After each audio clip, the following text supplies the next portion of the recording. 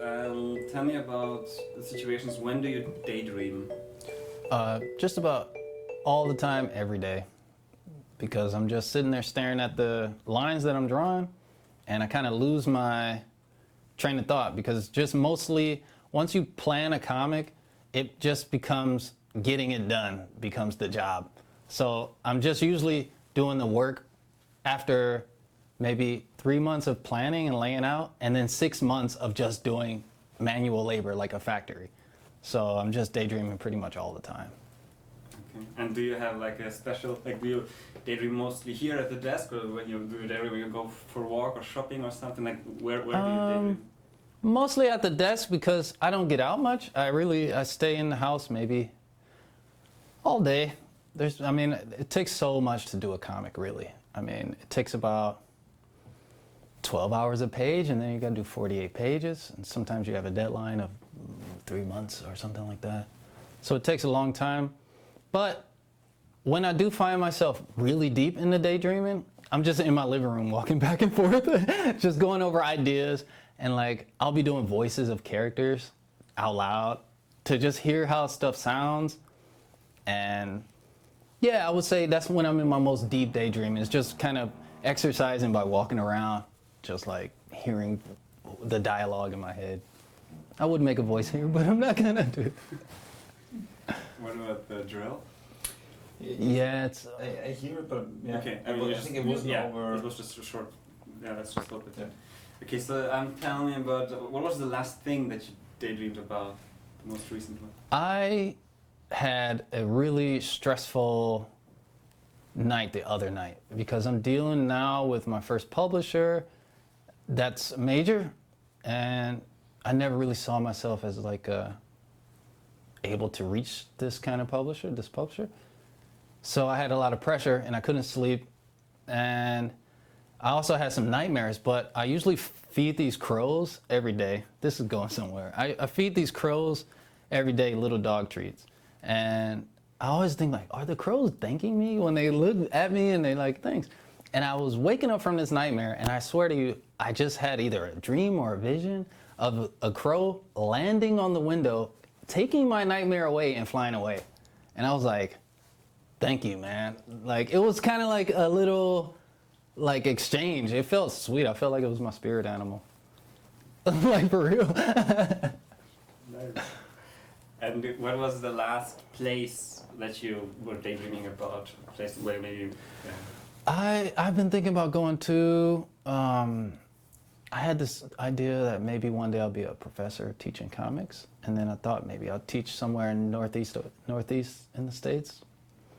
So I daydreamed about some nice campus with a river, and wherever that is, I would like to teach maybe at some point when I'm older. Cool. Been thinking about it, swimming.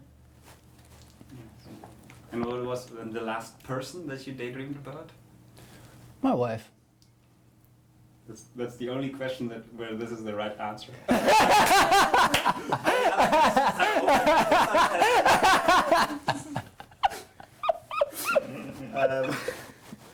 What was the? So what was the last like totally random thought that came into your head? Maybe you can describe that. Should I just say the first thought that I think now? Monkeys on motorcycles? Sure. Why not?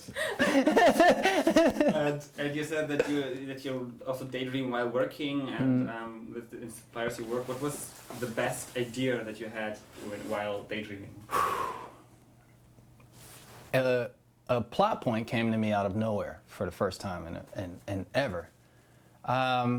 There was a character who I had as like this girl's uncle, and he was just, I wanted him to be kind of like a guardian angel. So the whole time in the comic, I didn't show him speaking at all. And I've been, like I said, it takes like 3 months planning. So I had finished my planning, and I've been showing him kind of in the background, just kind of protecting her. And there's even a scene where she like runs away and gets hurt, and he's just kind of like he finds her and helps her out. And his face is even a nice face. But then I was drawing this scene where another character gets killed, and he was in the pool, and another guy's got the gun like this, and I'm like, I want to show the guy with the gun fall into the pool with blood because the image is nice. But I was like, how does the guy in the pool come out, shoot him, and then get back in the pool? It was like a kind of impossible to make that scene happen. So I was like, somebody else has to come from behind this guy and kill him. And it turned out to be the nice dude. And I was like, what the fuck? Like, I was just like, who was the accomplice? And then it was like, I was drawing it, and it was just like, that nice guy's face was just there. And I was like, what the fuck was this? Was this a plot point? Like, so that was the last time it just hit, like. And do you remember your night dreams? That like when you sleep, the dreams that you have when you wake up, you remember them? Yeah, I pretty much function from dreams. Like if I have a dream and it gives me a bad vibe, I'll just try to chill the whole day. Like, I'm not gonna do shit. I'm not gonna get up. I'm not gonna mess with anything. I'm not gonna meet people. Cause I just feel like sometimes, like if something is leaving an emotional reaction on me, then it must be real. I mean, I don't know what's the physics of dreams, but it must be real. You know what I mean? So, yeah, the last really nice one I had was, well, the crow. The crow really felt like, I felt like this good vibe. Like the crow was like, you gave me food, I'd take away your nightmare. Like, it was simple. He wasn't even like my friend personally. He was just kind of like, we in the animal kingdom do this shit all the time. I'm doing you a favor, human. Ciao. Like, you know what I mean? It was good. I like woke up like, I woke up and went to eBay to find a tie with crows on it. I swear to God. I swear. I was like, I gotta rep the crows somehow, like. And funny, sorry. Unrelated, but main character in my comic is a crow. Main fucking dude. Wait, where is he? Crow. All just on its own, like its own. And I'm like, something's with the crow. Just keep feeding him. Breadcrumbs. So you already said that that you daydream while working, but in general, like daydreaming is also drifting away in your thoughts. What do you do, or is it contradictory to staying focused? And what do you do to stay focused, or do you? Yeah, I fight my brain to stay focused. Like this reprint is due for distribution by August 5th. And I needed to do a lot. Last night, actually. Oh, was it last night? Yeah. And I just stayed up till 3, and it was horrible. Like, horrible. Just like, oh, and then, like, you gotta try to stay creative during this, like, work. It's not fun. It's not enjoyable. And then you can't get lazy, because I found myself drawing some lines like, oh, okay, fuck it. You know, no one's gonna notice this. And then I'm like, no, it's just because I'm tired that I'm saying that. So I actually gotta sit here, draw a good line while I'm tired at 2 a.m. And the thing I drank a little coffee, I'd say that. And I just thought about other cartoonists and other work. And if I see somebody half-ass a book on even the smallest thing when I'm reading a comic, I can see it. I'm like, this person missed that color. You know what I mean? And I'm like, I can't be that guy. Like, because I know that probably he missed the color because he didn't feel like doing it, or he just missed it. But I'm like, as a reader, I don't know that person personally at all. So I'm just seeing a mistake. I don't know the story behind it. And I'm just like, I can't make those mistakes. And it's also due in a few days. So that's the motivation. Like, because now I'm not self-publishing. You know, now I'm with a big publisher. So it's not like a hobby or some kind of thing that I'm just doing for practice. It's like whatever I do now represents me as the person, like my full capability. So I can't hold back, basically. When you, let's talk about wishes. When you could be anywhere in the world right now, when you could just wish to be anywhere, where would it be and why? I would be in that northern states place because I like the idea of an Ivy League college from America. Or the romanticized version of that. I mean, I have no idea what it's really like, but I saw this movie, A Beautiful Mind, when I was like 16, and I was like, crazy people can teach at college? I'm gonna do that. Slap a suit on him? Okay, I'm doing it for real. I was like, all right. So I would go there in the vein of just checking it out. But another place, if I could like fly, like, oh, I'm just go wherever, I would go to China. I would see what the forest is like, how it's to be in this big land full of green. Yes. And when you could be with anyone in the world, who would that be? My wife. We know this, but I'm already with her, so I really don't. I don't have an answer for that. I mean, I honestly, I know I say my wife, but honestly, I am with the person I want to be with for the rest of my life. I mean, we've been through so much, and we're still young, and it's just kind of like we mastered the art of thinking. We didn't master the art of being in a relationship, but we learned how to be ourselves around each other, which I think might be rare. So we just kind of develop alongside each other. So as we change as people, we can just, it's kind of like more of a friendship.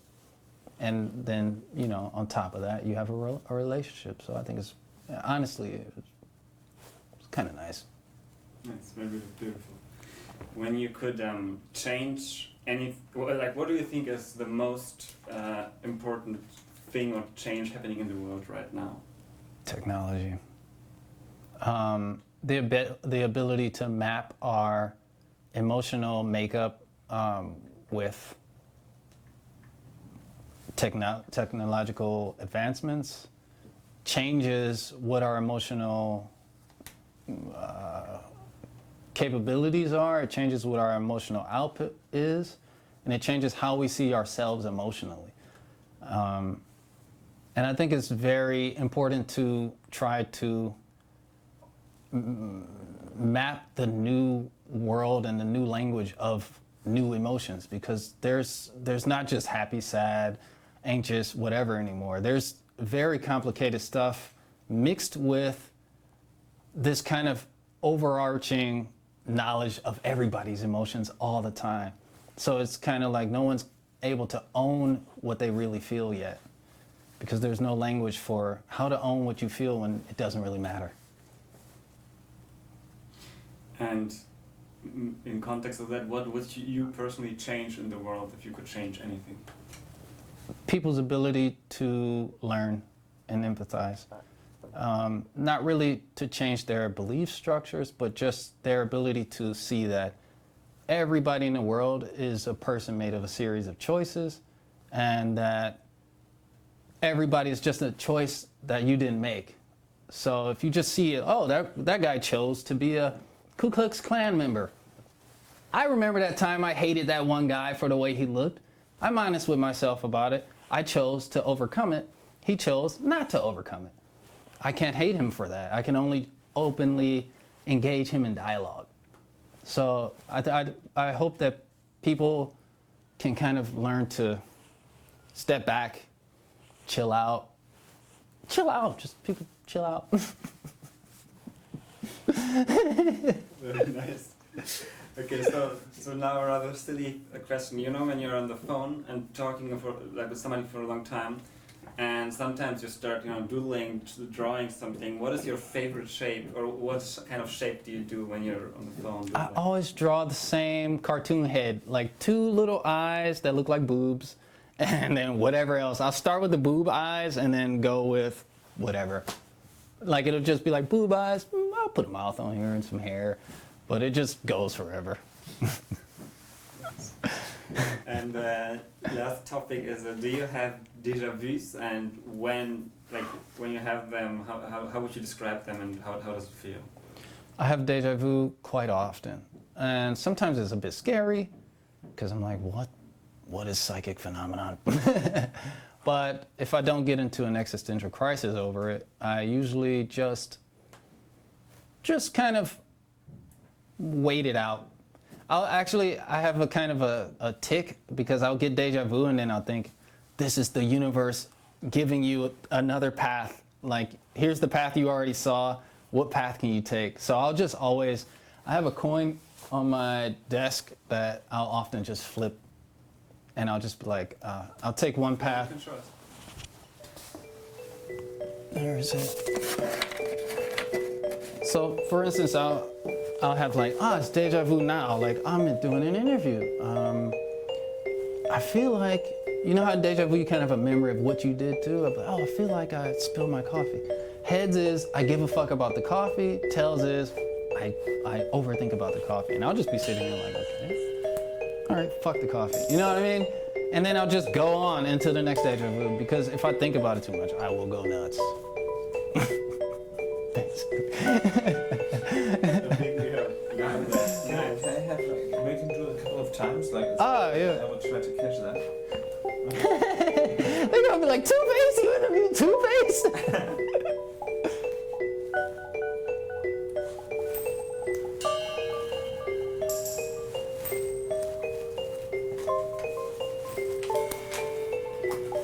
I'm making so many choices, right?